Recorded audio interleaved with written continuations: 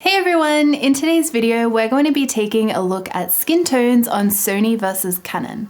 Ever since I started using the Sony a7 III just over a year ago, side by side with my Canon 5D Mark IV, I've been getting a lot of questions and comments about the skin tones. So today I'm going to be answering the age-old question with lots of photo examples straight out of the camera of are Sony skin tones really that bad? Recently, I did a photo shoot on the Sony a7 III and the Canon 5D Mark IV comparing the Zeiss 35mm 1.4 to the Canon 35mm 1.4 Mark II.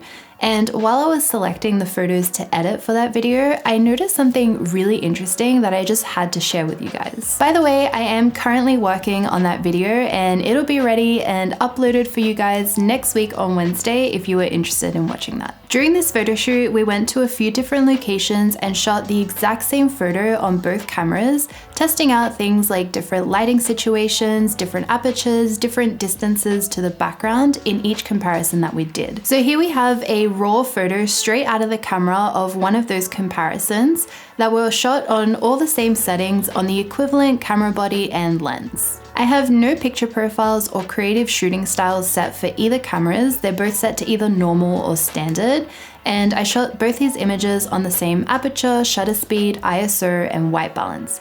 Also, just a side note, the picture profile is more important to change if you're shooting video rather than raw photos. As you can see from these unedited images, the Canon file straight out of the camera has a slightly warmer look and a slight green tint. The Sony file has a cooler look and a more pink tint to the image. But aside from that, there isn't a huge difference in what the skin tones look like. I personally like what they both look like. Both styles can come in handy depending on your style and your taste, what kind of photography you're doing, and what kind of location you're shooting in as well, which I'll have an example of that coming up in just a minute. I also wanted to show you that with just 2 quick clicks in Lightroom, we can get the Sony file looking exactly the same as the Canon, and we can also get the Canon file looking exactly the same as the Sony, because honestly, neither is right or wrong. They both look pretty good straight out of the camera. So here we are in Lightroom, the Canon file is on the left and the Sony file is on the right. Since the Canon photo is warmer, we're going to bring up the white balance of the Sony image to match it. So I think just about here looks good. And because the Canon file has a more green tint, we're also going to pull the tint down to get them looking the same. And that's really it. There's no need to go into HSL or split toning or even camera calibration to get the files looking the same. White balance and tint does the trick. After our tweaks, here are the 2 raw images side by side. I'd love to know what you guys think in the comments. For me personally, I think they both look great and have great skin tones for me to be able to work with as a base to do my edits in Lightroom and Photoshop without having to worry about the skin or thinking that skin tones is an issue that needs to be fixed while I'm editing. So as I mentioned, the Sony a7 III has been a recent addition to my camera bag. I love using both Canon and Sony to do portrait photo shoots. Sometimes I use one or the other, and sometimes I use both of them together for one session. I also shoot weddings as well, so I normally like to use my Canon for the daytime portion of the wedding since I have all the lenses that I need for anything that could possibly happen. And then I love to use the Sony a7 III for the reception or the nighttime portion, just to make use of the low light capabilities and its focusing features as well. And even though I tend to use both cameras for one session sometimes, the color difference is so minor that it really makes no difference in my workflow at all. I always edit all my photos with my custom-made Lightroom presets, which are over at digitalfilmactions.com, which I'll leave linked down below if you guys are interested in checking out. And these presets can be applied to both Canon and Sony files. So I'll just show you quickly with this first image. I'll apply my Mountains 4 preset to the Canon file. Then I'm going to select the Sony file, paste the settings, and untick white balance and exposure since we just color matched them, and press apply. Since I shot the Sony image from a slightly different angle, the light is a little bit different, so I'll adjust the exposure to match. And here you can see the final photos side by side, barely any difference. The next example I have was a shot taken at f4 in the shade, so there wasn't any sunlight to cause any real shift in white balance. in the time it took me to take these two photos. In these examples, we can see that there is mostly only a difference in tint rather than white balance. The Canon image again looks a little bit greener and the Sony looks a little more pink, but both images have great skin tones. In fact, I think I personally prefer what the Sony file looks like straight out of the camera with these two photos. So again, here in Lightroom, I have the Canon file to the left and the Sony file to the right.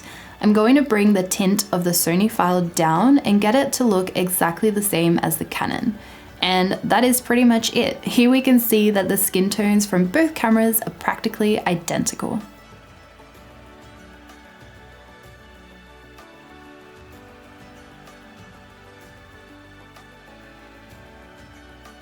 The next point I wanted to mention is that in the Sony a7 III and the Canon 5D Mark IV white balance menu, you also have the option to change what the tint looks like straight out of the camera. So if you want the Sony files to look more green like the Canons, you can change that. And if you want the Canon files to look more pink like the Sony, you can also do that. They are both super customizable to get the raw file looking exactly how you want straight out of the camera. On Sony, it's called white balance adjustment, and on Canon, it's called white balance shift. So if you wanted to shoot with both cameras, you can have them color matching on the day, so you don't need to make these extra adjustments in Lightroom afterwards. The next example I have is from a portrait photo shoot taken on a really bright day. We were shooting in a super green location, backlit with no lens hood. In these images, since the location was very green and warm, I actually prefer what the Sony file looks like straight out of the camera. Those pink and bluer tones that you could see so prominently before have actually really helped tone down the extreme color cast from the location in our portrait. So this time I want to edit the Canon file to look more like the Sony. Here we are again in Lightroom. This time the Sony file is on the left and the Canon file is on the right. We're going to start by bringing up the exposure just so we can see her face properly in the Canon file, and then I'm also going to bring down the highlights just to bring back that detail in the background. So in order to color match these files, I'm going to bring the white balance down more into the blues. And now we're going to bring the tint up more into the pinks. And here we have our final raw images. I'll zoom into 100% so we can really see what it's done to the skin tones. I feel like the Sony skin tones, unlike popular opinions I see a lot, are very smooth, the colors are not patchy in any way, and there's nothing weird or crazy going on.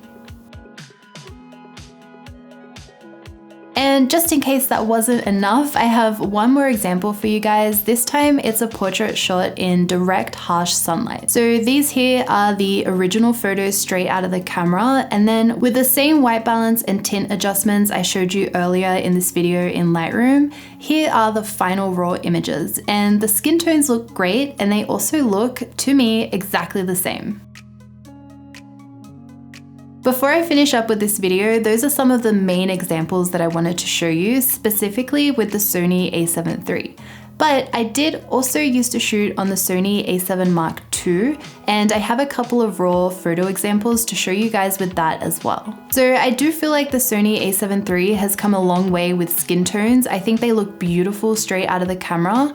The a7 II, the skin tones were a little bit different, but they weren't bad at all, and they could still be matched to Canon. So here is a raw file from the Sony a7 II and a raw file from the same day and the same photo shoot on the Canon 5D Mark III. And again, I just wanted to do a couple of quick tweaks with the white balance and tint in Lightroom to show you that you can still match the skin tones.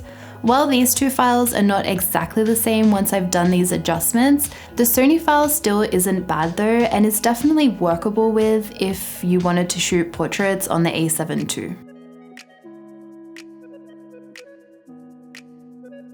I really hope you guys enjoyed today's video and that I was able to answer some of your questions about Sony skin tones. Again, I really love what the skin tones look like straight out of the camera, And like I showed you earlier, the tint is easily adjustable for anyone who has a different style or taste. I personally really love that kind of pink tint that comes out of Sony RAW photos, but I can always easily change that in Lightroom afterwards if I change my mind. I'd love to know what you thought in the comments below though. Let me know what you thought of the images straight out of the camera and what your preference is as well.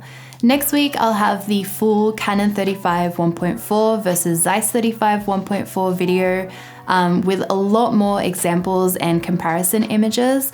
I just really wanted to focus on the skin tones and color renditions for this video before we dive into the rest. But as always, thank you so much for watching. I make new videos every single Wednesday, so I will see you guys all next time. Bye!